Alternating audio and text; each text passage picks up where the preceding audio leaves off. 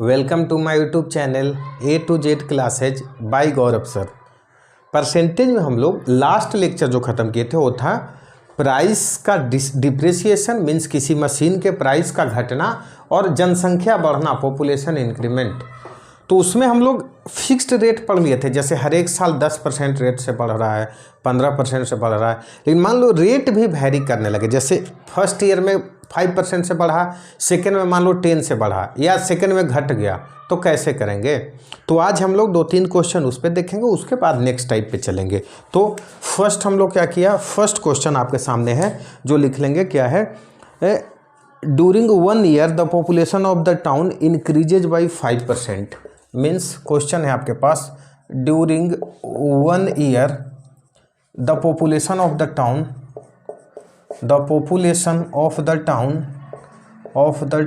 increases by 5%,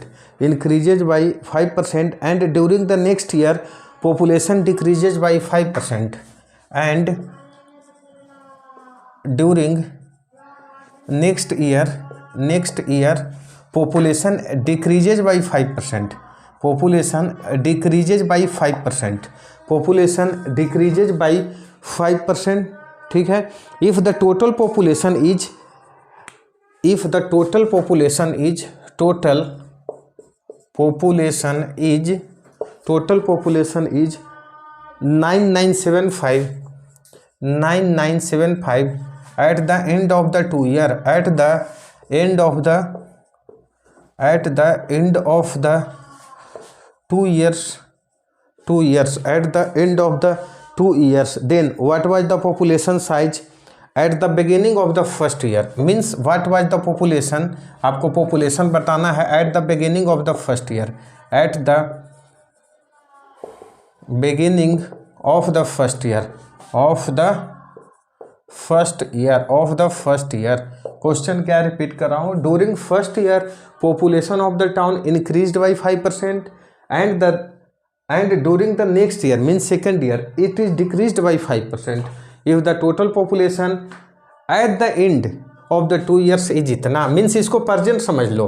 present population है आपका given है और आपसे पूछा क्या जा रहा है, तो आपसे पूछा जा रहा है इनिशियल पॉपुलेशन क्या था, इनिशियल पॉपुलेशन आपके पास क्या था वो आपको बताना है। सेम कंसेप्ट है मेरे भाई, इनिशियल क्या बताया, परजेंट दिया रहे, इनिशियल पूछे तो मान लो x, मान लिया कि 2 साल पहले का पॉपुलेशन x था। देखो at the beginning of the first year का मतलब क्या हुआ, एकदम मतलब ईयर शुरू होने से पहले, मीन्स इसी को बोल सकते हो कि बिगिनिंग में, मीन्स या और क्या बोल सकते हो, बिफोर 2 ईयर्स, बिगिनिंग या इसी को बोल सकते हो बिफोर 2 ईयर्स। हिंदी मीडियम वाले लोग सेम क्वेश्चन है भाई, क्या है कि पहले साल मान लो जनसंख्या 5% से बढ़ा, दूसरे साल 5% से कम हो गया, तो पूछ क्या रहा है, तो बताएं कि और अभी जनसंख्या यदि 9975 है तो शुरुआत में जनसंख्या क्या था। देखते हैं, मान लिया x, अच्छा 5% से बढ़ने का मतलब क्या हुआ कि 105% हो गया, एक बार लिख लो, और फिर 5% से घटने का मतलब क्या हुआ कि 95% हो गया। बस कितना आसान है, और इसी का वैल्यू तो आपके पास गिवन है क्या, 9975। कर लो सोल्व, तो x इसे लिख सकते हो 21/20, इसे लिख लो 19/20, ठीक है, और इज इक्वल टू 9975, ठीक है। कर लेते हैं, कर लो 5 टाइम्स 4 47, 2 टाइम्स 5 525, 21 में हाँ ये भी कट जाएगा, 2 टाइम्स 42 और 5 25, तो क्या हो जाएगा, x is equal to 400 into 25 means कितना, 10,000। कहने का अर्थ हुआ कि जब 1 साल पहले, इसका मीन्स 2 साल पहले इस टाउन की जनसंख्या रहो 10,000। प्रैक्टिकली भी सोच सकते हो कि मान लो 10,000 से पहला साल 5% बढ़ा था, बताया हूँ, इसका 10% निकालना बोले तो 1,000, 5% उसका आधा कर लो 500, तो ये हो गया होगा 10,500। अब मान लो कि फिर से क्या हुआ है, तो फिर 5% घट गया है, तो इस बार घटा नहीं है बेटा, इस बार सॉरी बढ़ा नहीं है, घट गया है, तो 5% इसका क्या हुआ 1050, और 1050 तो 10% हुआ ना, उससे आधा कर लो कितना 525, तो 525 जब करोगे तो आ जाएगा ना 9975। मीन्स हमारा जो आंसर है वो क्या है, ठीक है। तो ये भी खूबसूरती है मैथ्स का, एग्जामिनेशन हॉल में 10 सेकंड एक्स्ट्रा दे करके आप ये प्रूव कर सकते हो कि हमने जो किया वो क्या किया है, ठीक किया। इसलिए फार्मूला रटना ख़त्म, एकदम एक लाइन में चीज़ें सोच लेना है, ठीक है, यहाँ तक बिल्कुल सही है। अब आगे चलते हैं, इसी से रिलेटेड दूसरा क्वेश्चन आपके पास है, आपके सामने है, वो क्या है सो देखते हैं। तो सेकंड क्वेश्चन आपको है, लिखो second question, the population of the town is increased by 16 into 2/3% in the first year. Population of the town is increased by 16 into 2/3%, 16 into 2/3% in the first year, ठीक है। नेक्स्ट क्या है, decreased bye 37 into 1/2% in the second year and during the next year decreased bye 37 into 1/2%, 37.5% से क्या हो गया है, decrease हो गया है। थर्ड ईयर भी इसमें दिया हुआ है, तो ये थोड़ा सा बड़ा क्वेश्चन है, परेशान नहीं होना है, अभी लिख देता हूँ। थर्ड ईयर क्या है बेटा, तो थर्ड ईयर है in the second year and increased by 57 into 1/7%, means increased by 57 into 1/7% in third year. Third year में फिर से इंक्रीज हो गया है इन थर्ड ईयर, ठीक है, third year. Then find the present population if after 2 years the population will become, find the present population, बहुत बढ़िया क्वेश्चन है, find the present population if the population after 3 years, population after 3 years will become 1,65,000, 1,65,000। First year same concept है, first year population बढ़ा है 16 into 2/3% से, दूसरा year population घट गया है 37.5% थे, तीसरा ईयर में पॉपुलेशन फिर बढ़ा 57.1/7% से। प्रेजेंट पॉपुलेशन बताए यदि 3 साल बाद पॉपुलेशन 1,65,000 हो जाएगा। अब प्रेजेंट नहीं पता है, बाद का दे दिया, मतलब सेम ही क्वेश्चन है, समझ जाओ एक तरह से कि प्रेजेंट है और 3 साल पहले पूछ रहा है, बात देखी हुई ना। जैसे आज नहीं पता है, 3 साल बाद कोई बता दे रहा है हमको, उसको उल्टा सोचो, मान लो कि आज पता है 3 साल पहले हमसे कोई पूछ रहा है, तो सेम चीज़ बताया कि यदि पहले पूछा जाए तो मान लो ना मेरे भाई x, अच्छा 16 to 2/3% का परसेंटेज वैल्यू बहुत बार रटवा चुका हूँ, 1/6 बढ़ चुका है, मतलब 6 से बढ़ करके क्या हो गया है, 7 हो गया, मीन्स 7/6, तो बढ़ गया, तो अगले साल मैं लिख लूँगा 7/6। एक घटा है और इसका वैल्यू याद करो कितना, 75% का 3/4, तो इसका 3/8, घटने का मतलब क्या हुआ, घट करके 3 यूनिट से घटा है, तो 5/8 इंटू 5/8। अगला बार क्या हुआ है, और फिर बढ़ा है, इसका याद करो, ये भी लिखवा चुका हूँ टेबल में, इसका होता है 4/7, बढ़ा है मतलब 7 तो पहले से था, 4 यूनिट बढ़ गया, मीन्स 11/7 हो गया, और इसके बाद आपको वैल्यू आ गया 1,65,000। क्या करना है, देखो एक बार करके कट जाएगा चीज़ें, क्या करना है, एक बार देखो कर करके चीज़ें क्या हो जाएगा, कट जाएगा, बिल्कुल कटेगा। तो देखें, ये तो पहले दिख रहा है 11×5=55, 3 टाइम 165, तो 3,000, अच्छा 7 से 7 कट रहा है, हाँ बिल्कुल कट गया, तो हो जाएगा x = 6 × 8 × 3,000, means 1,44,000, 1,44,000, means present population 1,44,000 रहेगा, और यदि इस वेरिएबल रेट से बढ़ेगा तो 3 साल बाद पॉपुलेशन आपको मिल जाएगा 1,65,000।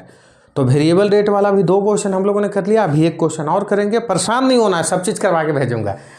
तो ये समझो, डाउट है तो फिर उसी तरह आप कॉल कर लेना, मैसेज कर लेना, कमेंट भी कर लेना, ऑल टाइम अवेलेबल रहता हूँ मैं, ठीक है। तो देखते हैं अगला क्या देखते हैं, next question.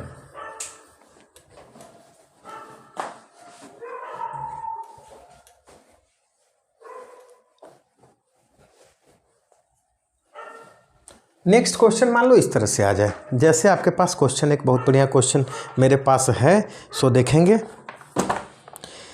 Price of the land is 72,900, question है price of the land is, price of the land is 72,900 rupees, 72,900 rupees. And the price of the building is 1,33,100, 1,33,100। Price of the building is of the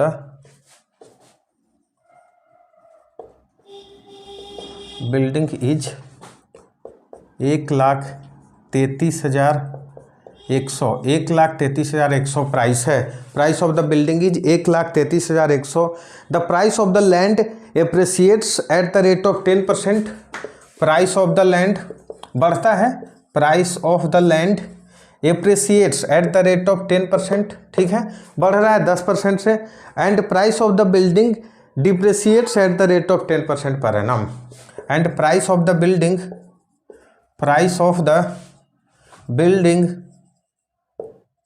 building depreciates at the rate of 10% per annum, 10% per annum, 10% per annum लगा लो, per annum 10% per annum. Then after how much time the price of both will be same? After how much time? After how much time price of both means land and building. Price of land and building will be same.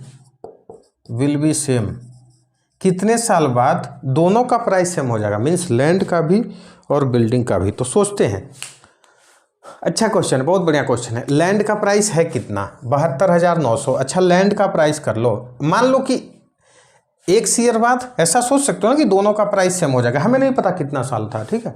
अब देखो, price बढ़ना और घटना दोनों वही बताया, compound interest के rate से, मीन्स बेस हर एक साल चेंज हो जाएगा। तो 72,900 मान लो था, और ये बढ़ रहा है किस रेट से भाई? किस रेट से? 10% के रेट से। तो 10% का फ्रैक्शन वैल्यू अभी भी बताऊं कितना? 1/10, मीन्स क्या हो जाएगा? बढ़ करके 11 हो गया ना, 11/10 लिख सकते हो, 11/10। और हमें नहीं पता है, मान लो 1 ईयर्स बाद इक्वल होगा ना, किसके इक्वल होगा? तो जो घट रहा है 1,33,100, और एक घट रहा उसी 10% से, मीन्स 10% का तो 1/10 रहेगा, लेकिन 1 यूनिट घट गया, मीन्स हो जाएगा कितना? 9/10। तो मान लिया कि 9/10, और इसका पावर भी, टाइम तो दोनों के लिए सेम है, कितने साल बाद ये करेगा तो बढ़ जाएगा, मतलब दोनों का वैल्यू इक्वल हो जाएगा। अब देखो, सोचो एक बार, मान लो इसको इस साइड ले जाओ तो क्या हो जाएगा? 1,31,000 divided by 72,900 is equal to, इसको इस साइड ले गए हैं, मीन्स 11/10⁻x डिवाइडेड बाई कितना? 9/10⁻x। अच्छा देखो ध्यान से, ये 10 नहीं कैंसिल होगा, 10⁻x 10⁻x कैंसिल हो गया, मीन्स आपके पास बचा क्या? 2 जीरो से 2 जीरो खत्म कर दिए हमने। इसको इस तरह से लिख रहा हूँ, मीन्स क्या लिख सकते हो? 1331/729 इज इक्वल टू, अच्छा 11/9 दिख रहा है? बिल्कुल दिख रहा है, 11/9 का पावर x। अच्छा मेरे भाई, ये देखो, ये होता है 11 का क्यूब और ये होता है 9 का क्यूब, मीन्स आप लिख सकते हो, यहाँ आ जाना, क्या 11/9 का क्यूब, इस वैल्यू को लिखे, इज इक्वल टू 11/9 का पावर x। अच्छा, बेस हो गया इक्वल, मीन्स x का वैल्यू क्या रहा? 3। x का वैल्यू आपके पास मिला क्या? 3। मतलब कहने का अर्थ है कि 3 साल बाद क्या हो जाएगा? 3 साल बाद जमीन का प्राइस, हाँ, बढ़ेगा, कुछ बढ़ते चला जाएगा और मकान घटते चला जाएगा। और 3 साल बाद सिचुएशन ऐसा आएगा कि जमीन का प्राइस और मकान का प्राइस दोनों हो जाएगा सेम। एक क्वेश्चन ये था, एक चीज़ बढ़ रहा है, एक चीज़ घट रहा है। तो ये स्टैंडर्ड क्वेश्चन जो पूछे तो ये भी पूछ सकता है, घबराना नहीं है बिल्कुल। यहाँ तक ठीक है। ये देखो, ये भी क्वेश्चन करवा दिया, लैंड और इसमें वाला क्वेश्चन ये भी आपके पास आ गया। एक आध क्वेश्चन अब और देखेंगे, फिर देखेंगे कि हम करेंगे ये ख़त्म। अब देखो, एप्रिसिएशन डिप्रिसिएशन वाला क्वेश्चन को हम रखते हैं यहीं तक, क्योंकि करवाने का कुछ भी करवा सकते हैं, लेकिन टाइम वेस्ट का क्या फ़ायदा? आप लोग की अब जिम्मेवारी है, अब करते रहो और क्वेश्चन डिफरेंट पूछते रहो मेरे से, या घर पे भी सोल्व करते रहो, जिससे हो जाए कि आपका कंसेप्ट क्लियर होते चले। अब हम आते हैं दूसरे टाइप के क्वेश्चन पे। तो अप्रिसिएशन डिप्रिसिएशन वाले क्वेश्चन आज भी 3 क्वेश्चन करवाया, लास्ट क्लास में कुछ क्वेश्चन करवाया था, इससे ऊपर का जल्दी पूछता नहीं है, तो इसलिए परेशान नहीं होना है।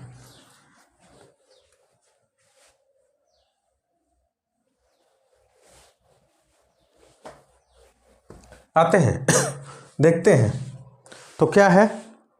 तो देखो ध्यान से, अब कुछ ऐसे क्वेश्चन पूछते हैं ना, क्यों पूछ रहे हैं ना, क्योंकि इसका फ़ायदा है, हम माहौल बना रहे हैं, जो फेमस क्वेश्चन आता है उसका। तो लिखो, एक क्वेश्चन है आपके पास, तो लिखते हैं, a man spends 5% of his income on travelling. Question है आपके पास, a man spends 5% of his income on travelling. What? On travelling. 5% of his income on travelling. फिर and 20% of the rest, 20% of the rest in food, and 20% of the rest, शुरुआत में ही rest वाला पकड़ा गया, of the rest on food, कोई बात नहीं समझा देंगे, on food, 20% of the rest on food, and then he donates ₹120,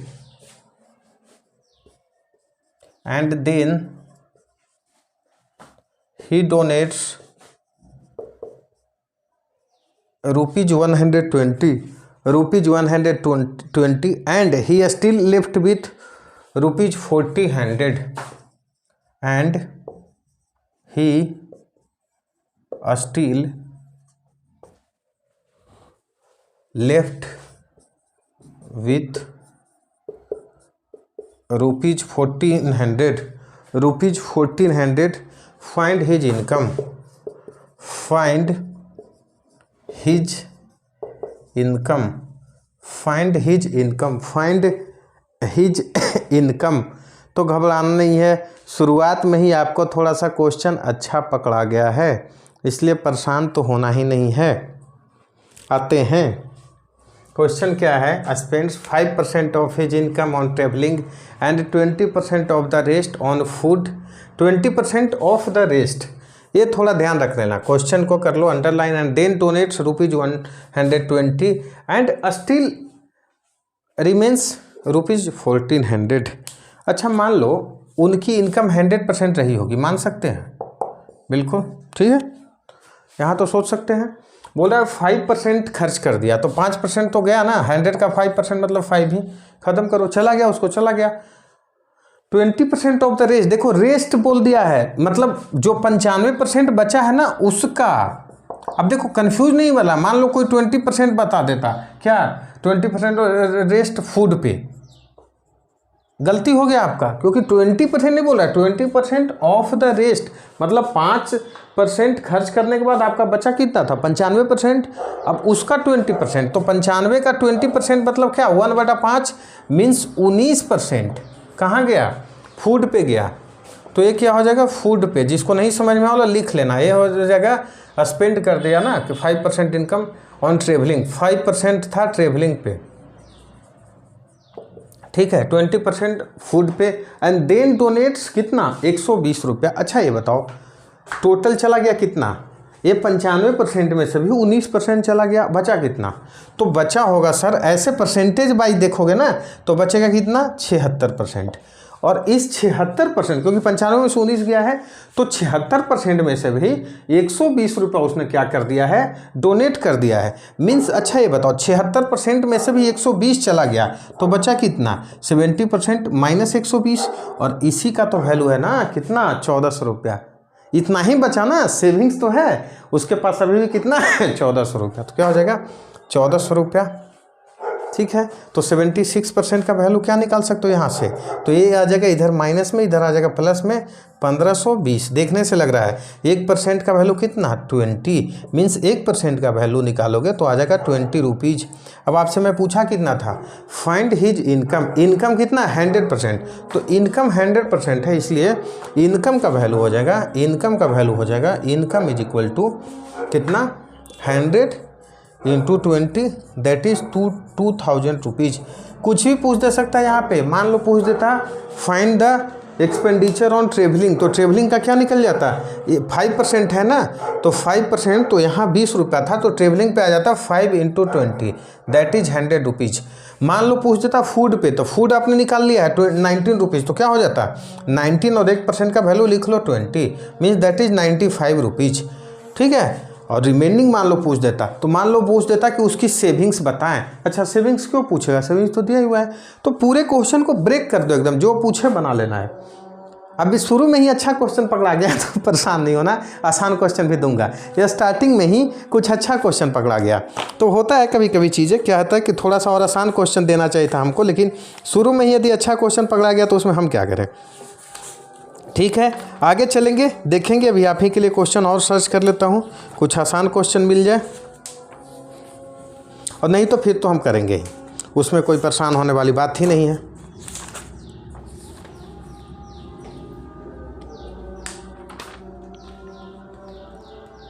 चलते हैं दूसरा क्वेश्चन पे, क्या है, तो नेक्स्ट क्वेश्चन आप देखो आपके पास है,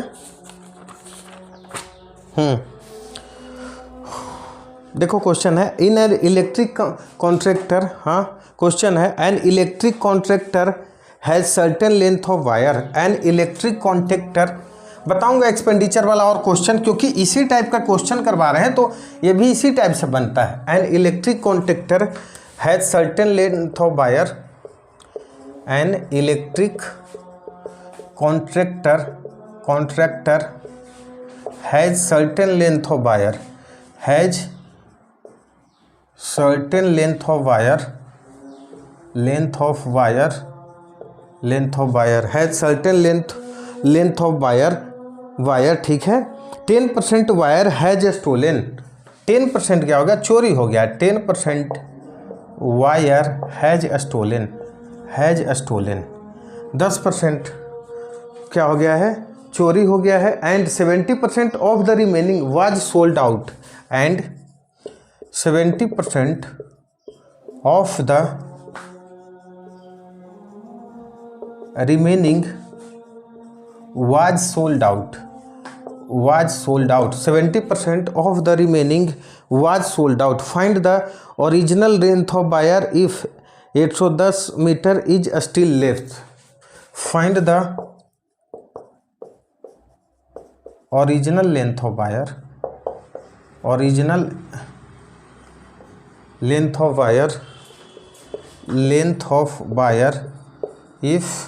if 810 meter wire is still left, 810 meter wire is still left, same concept, wire is still left. ये इसलिए बताया कि देखो केवल इनकम एक्सपेंडिचर पे ही नहीं चलना है, कुछ भी पूछ सकता है, आपका वायर भी पूछ दे सकता है। क्या बताया, क्या है क्वेश्चन, एक इलेक्ट्रिक कॉन्ट्रैक्टर के पास कुछ वायर था, ठीक है, अब कुछ तार था, उसमें से 10% चोरी हो गया, हिंदी मीडियम वाले, हिंदी में समझा रहा हूँ, 70% ऑफ द रिमेनिंग, फिर से रिमेनिंग वर्ड को लिख लेना, बचा हुआ का 70% बेच दिया, अभी भी उसके पास 810 मीटर बचा है। सेम कंसेप्ट लगा लो भाई, क्या लगा लो, क्या मान लो कि वायर 100% था, ठीक है, वायर 100% था, अब इसमें से 10% क्या हो गया, चोरी हो गया, या स्टोलन पार्ट हो गया, बचा कितना, क्यों बचा हुआ निकाल रहे हैं, क्योंकि 70% ऑफ द रिमेनिंग बोल रहा है, 90% बच गया, और इस 90% का 70% सोल्ड कर दिया। सोल्ड कितना कर दिया, फिर से बता रहा हूँ, टोटल का 70 नहीं, 90 का 70% निकालना बता चुका हूँ। कितना कैसे निकालोगे, 7/10 9 63 मीटर, मीन्स 63% क्या हो गया, सोल्ड हो गया। अच्छा बताओ, तो उसके बाद बचा कितना, परसेंटेज में सोचना, 10% चोरी हो गया, 63% बेच दिया, टोटल 73% तो चला गया, बचा कितना? तो 27%। अच्छा, इसी 27% का ना वैल्यू दिया हो गया है कितना? 810। 1% का वैल्यू निकाल सकते हो? बिल्कुल निकाल सकते हैं सर। 810 मीटर, ठीक है, मीटर है। 810 बटा 27, 27 या 81 मीन्स 30 मीटर। 1% का वैल्यू आपके पास निकल गया 30 मीटर। तो टोटल वायर पूछ रहा है, फाइंड द ओरिजिनल लेंथ। अच्छा, ओरिजिनल लेंथ बताया ना कितना? 100%।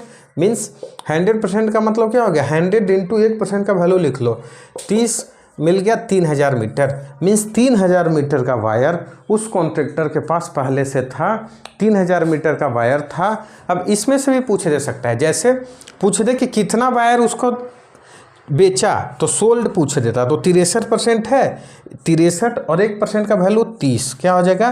189। ठीक है, 189 मीटर्स वायर क्या हो गया? वो बेचा, 189 मीटर्स का बेचा।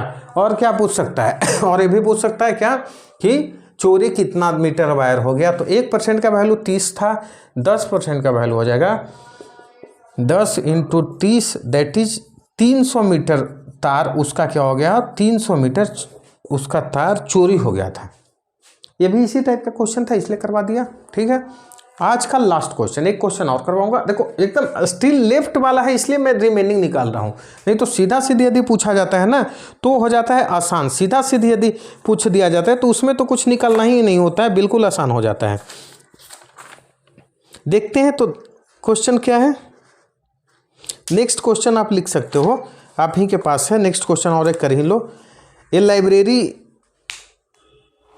ठीक है, a library 20% of the books are in Hindi. In an library, in a library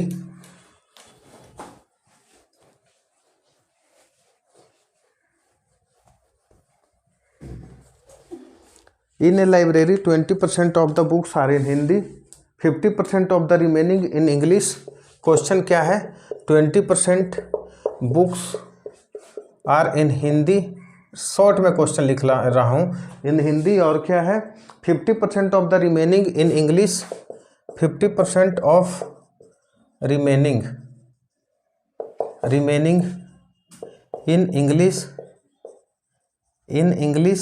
English, ठीक है, 50% of the remaining in English and 30% of the remaining in French. 30% of the remaining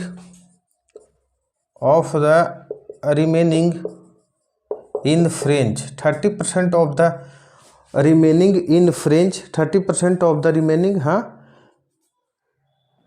in French, and the rest 6300 books are in regional languages, and rest 6300 books are in regional languages, are in regional languages। Find the total number of books in the library। Total books बताओ, total number of books in the library. Same concept पे question है, परेशान नहीं होना है। क्या है question है? 20% of the books in Hindi. Same मान लो कि टोटल 100% बुक्स क्या था? लाइब्रेरी में था। ठीक है, हिंदी में क्या है बेटा? 20% हिंदी, 20% लगा लिया हम क्या? Hindi. 50% of the remaining in English. ध्यान से, रिमेनिंग कितना बचा? 80%। और इस 80% का 50% मतलब आधा। ध्यान से, मीन्स इंग्लिश में 50% ना होकर के कितना बचा? 40% है। 70% of the remaining, again remaining, जितना जगह रिमेनिंग लिखा रहे, कितना? 30% ऑफ द रिमेनिंग। अच्छा ध्यान से, 30% ऑफ द रिमेनिंग मीन्स ये 40% भी तो चला गया ना। अब कितना बचा है? 40%। और इस 40% का रिमेनिंग कितना? तो इस 40% का कितना? 30%। मीन्स क्या हो जाएगा? 12%। किस चीज़ में है भाई? Remaining in French. 12% इन हो जाएगा फ्रेंच, 12% इन हो जाएगा फ्रेंच। अब 6300 बुक उसके पास है रीजनल लैंग्वेज में। अच्छा देखो, 20% हिंदी, 40% क्या? इंग्लिश, 60, 12% क्या? 28%, 72 हो गया। मीन्स बचा कितना, यही तो है ना, बचा कितना, तो 28%। और इसी परसेंटेज वैल्यू का है आपके पास 6300। तो 1% का वैल्यू निकाल सकते हो इतना, बिल्कुल निकाल सकते हैं, निकाल लो। 6300 बटा 28, 7 से दिख रहा है, 7 चौक 28 और 9 से 63, 900 और 900 बटा 4 क्या हो जाएगा 125, 225 लिख सकते हो, कितना 225। तो 1% का वैल्यू 225। मीन्स यदि आपसे टोटल पूछा जाए, हाँ टोटल यदि पूछा जाए कि टोटल नंबर ऑफ बुक्स, तो क्या बताया 100%, मीन्स 100 इंटू 225 आपका हो जाता 22,500 बुक्स उस लाइब्रेरी में था। फिर वही कैसे किया, 2 बार रिमेनिंग निकालना था तो हम 2 बार निकाल लिए। इसी को मान लो पूछा जाता हिंदी में तो 20% होता तो 1% का वैल्यू 225 लिखा था, तो 225 इंटू 20 मीन्स 450 पे 0, 4500 बुक आ जाता। और यदि लिखा जाता इंग्लिश में लिखा जाता तो 40% होता, मीन्स 40 और 1 का वैल्यू कितना 225, तो क्या हो जाता निकाल लो 225 से ऊपर 900 अभी निकाला हमने, क्या 9000 हो जाता। ऐसे कर करके आप सारे निकाल सकते हो, फ्रेंच भी निकाल सकते हो, ठीक है। फ्रेंच कितना 12%, तो 12 और 1% का वैल्यू कितना 225, मीन 225 में 12 कर लो तो क्या हो जाएगा 2250, हाँ 225 में 10% 2250 और 400 2700 ऐसे कर कर बना सकते हो। अच्छा अब एक चीज़ और आसान भी बना सकते हो, पता है क्या, जैसे ये तो मैं इसलिए बता रहा हूँ कि आप कुछ भी निकाल ले, हिंदी भी पूछ दे, फ्रेंच भी पूछ दे, ये भी पूछ दे। मान लो टोटल पूछे ना, तो टोटल निकालने के लिए परेशान नहीं होना कि सर लंबा बना रहे हो, नहीं छोटा भी बना सकते हो। कैसे, सुनो ध्यान से, ये बना सकते हो। जैसे मान लो कि एक बुक लाइब्रेरी में था, 20% हिंदी है और 50% ऑफ द रिमेनिंग, तब भाई 20% चला गया, हिंदी खत्म, तो रिमेनिंग कितना 80%, तो डायरेक्ट 80% लिख लो। अच्छा उसका भी 50% क्या इंग्लिश चला गया, तो इसका भी रिमेनिंग कितना बचा, तो इसका बचा 50% और इस 50% का भी क्या, तो इस 50% का भी क्या 30% फ्रेंच में है, तो इसका कितना बचा 70% ही ना, और उसका वैल्यू हो जाएगा आपके पास कितना, तो उसका वैल्यू हो जाएगा, लिख लोगे कितना 6300 बन जाएगा तेरा, बना करके देखो उसका वैल्यू हो जाएगा 63 आप बन जाएगा, बना करके देख लो।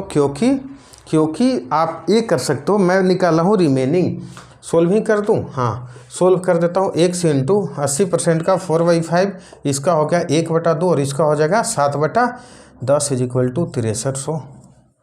और कर दूँ सोल्व, दे लो भाई, ये भी कर देता हूँ 2, ये हो गया 5 और ये हो गया कितना 900, तो 25 number 900, x is equal to कितना 25 इंटू 900, इसे 225 और 00, शायद यही आंसर आया क्या, यही आंसर आया, हाँ 22,500 यही आंसर आया आपके पास 22,500। क्या किया सो सुनो, फिर से एक बार सुनो, मान लिया कि बुक X था लाइब्रेरी में, अच्छा 20% ऑफ द बुक्स हिंदी, तो बाकी बुक क्यों बाकी निकाले, 50% ऑफ द रिमेनिंग, तो हिंदी के अलावा बुक कितना बचा, तो 80%, तो मैं सीधे 4/5 भी लिख सकता हूँ, 80% का फ्रैक्शन वैल्यू हमें पता है।